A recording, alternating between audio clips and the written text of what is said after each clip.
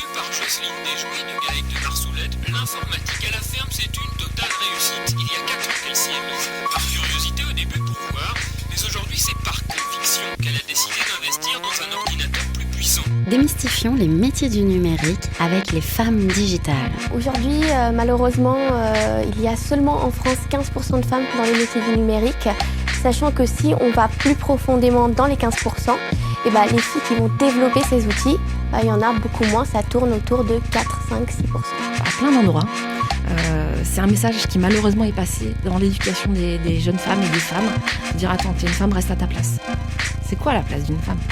Programme proposé par Digital 113 et Campus FM et animé par Magali Germont, déléguée régionale Occitanie des femmes du numérique. Bonjour à toutes et tous et bienvenue dans ce nouvel épisode de notre podcast Les femmes digitales.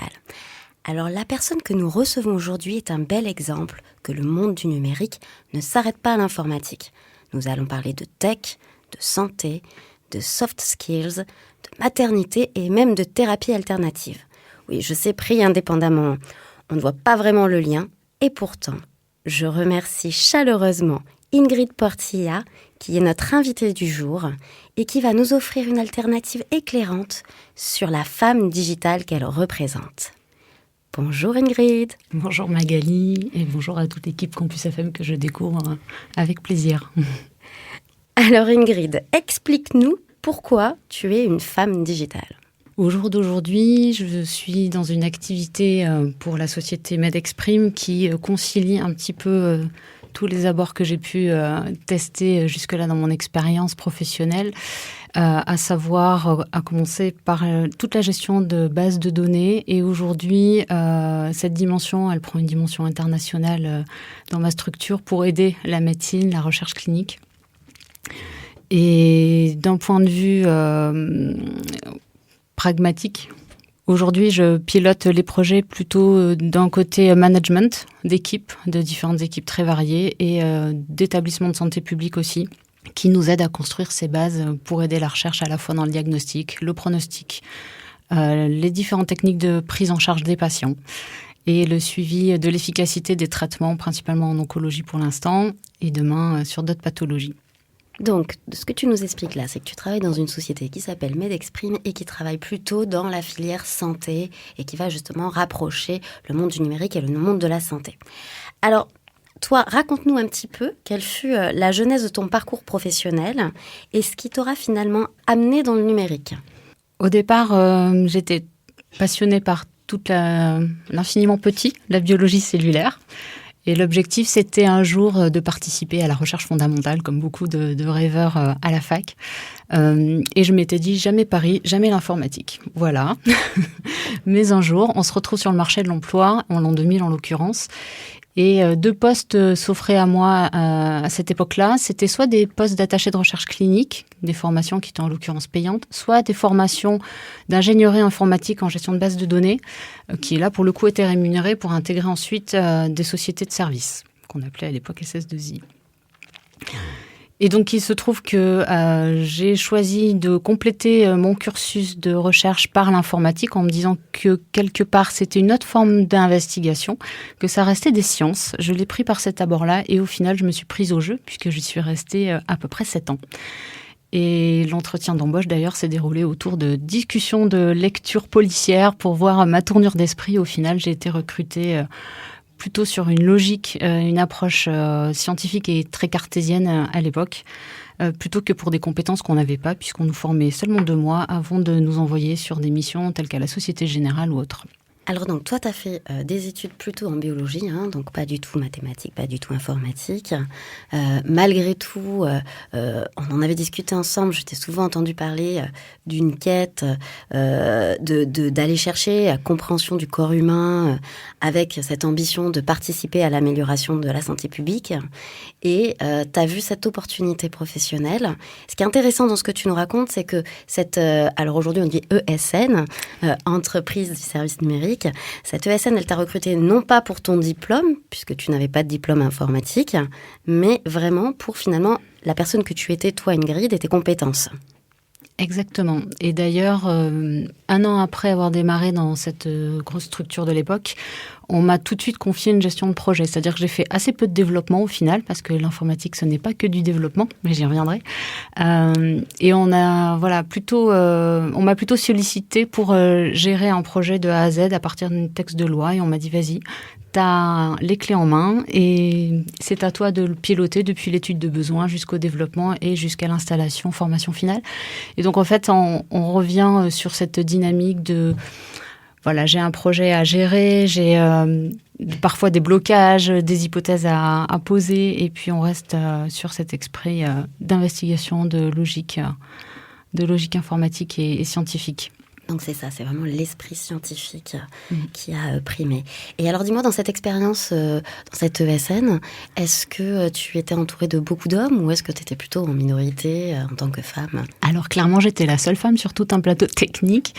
On devait avoir une bonne vingtaine de personnes qui avaient en moyenne 10 à 15 ans de plus que moi, qui étaient à la fois très expérimentées en informatique et à la fois sur leur milieu fonctionnel, puisque moi je venais de la biologie, donc autant dire qu'en arrivant sur le monde de la banque ou de l'immobilier, je partais vraiment de zéro. Donc j'étais vraiment la seule fille, mais en même temps, ça a été vraiment une force, je pense. C'est intéressant ce que tu dis. Tu dis que justement le fait d'être la seule fille fut pour toi non pas un frein ou déstabilisant, ou peut-être, tu vas nous raconter ça, mais que ça a été plutôt une force. Vas-y, est-ce que tu peux développer ? Alors au début, le frein, ça a plutôt été le décalage au niveau des compétences. Et le fait d'être une fille, j'ai vite compris qu'en fait, je pouvais arriver avec... toute ma spontanéité, ma naïveté, en disant voilà, va falloir que vous m'expliquiez comme si j'avais 4 ans, et en amenant beaucoup de douceur dans le service. Mon responsable disait lui-même que depuis que j'étais dans l'équipe et les réunions hebdomadaires, ça a décongestionné un petit peu les rapports hormonaux qu'on pouvait avoir à l'époque dans les réunions. Et au final, c'est vrai qu'on me missionnait aussi pour aller voir certains profils difficiles d'accès, donc en y allant plus par le biais de l'humour, ou de l'empathie souvent. Ça me permettait quand même d'être vraiment en très bon terme avec beaucoup de mes collaborateurs, même ceux qui n'étaient pas forcément faciles d'accès et qui sont encore aujourd'hui des amis. Est-ce qu'on peut dire aussi que tu as pu être peut-être un élément positif dans des situations peut-être un peu complexes, un côté un peu désamorçage ? Complètement, oui. Je servais pas mal d'intermédiaires et... Parfois même, je travaillais beaucoup en binôme avec mon responsable qui se reposait sur moi en fin de réunion pour savoir comment il aurait justement pu désamorcer ou mieux écouter ou mieux entendre. Ça permettait d'avoir un regard un peu neutre, puisque moi, je rentrais pas forcément dans ces conflits d'intérêts, pour poser de façon très pragmatique quelles étaient les problématiques et les enjeux qui se passaient pendant ces réunions de discussion et négociation, en fait, sur le plan technique, évidemment. Donc rapidement, tu as compris finalement la force que d'être une femme dans ces métiers du numérique, avec cette vision et ces compétences humaines finalement complémentaires à celles des hommes. Alors, après ton premier bébé, tu m'as raconté que finalement, tu t'es rapprochée un peu de tes premiers amours en rebasculant, donc en quittant un peu le monde des ESN et en rebasculant vers des métiers de la recherche clinique. Alors, comment fait-on pour justement basculer d'un métier d'informatique, d'une entreprise, justement vraiment étiqueter entreprise service du numérique et repasser dans une filière santé, un peu plus vers l'origine de la biologie ? Est-ce que tu as réussi justement, c'était dans une suite logique par rapport à ton expérience précédente ? Est-ce que tu as pu valoriser cette expérience dans le numérique ? Raconte-moi un petit peu comment ça s'est passé. En fait, c'est ma première société qui m'a ouvert la porte de la deuxième, sans le savoir. En fait, pendant mon premier congé maternité, il se trouve qu'en interne, ils recherchaient à l'époque des profils qui soient mixtes, à la fois en informatique, base de données, et à la fois en biologie. Or, dans tous leurs serveurs, j'étais le seul profil sur Paris, parce qu'à l'époque c'était sur Paris, à remplir ces critères-là. Et du coup, c'était pour une mission de prestation de data manager à l'époque chez Sanofi. Sauf que ce projet ne s'est jamais fait. Mais entre-temps, la puce à l'oreille était plantée. Donc j'ai continué à faire mes recherches en parallèle pendant le congé maternité. Et il se trouve que quand je suis revenue, je me suis dit qu'il y avait effectivement là l'opportunité de faire le même métier de gestion de base de données, de projet, mais à des fins de recherche. Donc revenir sur mon sur ma vocation initiale, à savoir participer à la recherche et à la santé publique via le data management. Donc j'ai postulé dans ce qu'on appelle aujourd'hui des Clinical Research Organizations, dans des CRO, et il se trouve que mon profil a très vite intéressé en 1 semaine, en fait. J'ai trouvé un poste directement. Là, pour le coup, pour mettre à profit toute la partie gestion de projet de recherche, mais l'informatique n'était plus l'objectif final. Dès lors, l'informatique est devenue un outil. Et très vite, le directeur de la société m'a dit, écoute, en SCRO, on n'est pas forcément structuré, côté informatique, côté gestion de projet. Par contre, on aimerait bien que tu transposes ce que tu as appris dans des grosses structures d'informatique au milieu de la recherche. Et c'est ce qui s'est passé, à la fois dans la réorganisation du serveur, des données, de la gestion de projet, du suivi hebdomadaire, etc. Vraiment une structure. Ok. Est-ce que pour juste préciser pour nos auditrices et nos auditeurs, tu as parlé de data manager, tu as parlé de CRO. Est-ce que tu peux juste donner vite fait rapidement une petite définition ? Alors une CRO, c'est une société qui est prestataire de services pour en général l'industrie pharmaceutique ou du DM, du dispositif médical, pour gérer tout ou partie de la recherche. La recherche clinique, c'est la recherche la dernière, après la recherche fondamentale, celle qui va concerner les tests à l'échelle humaine.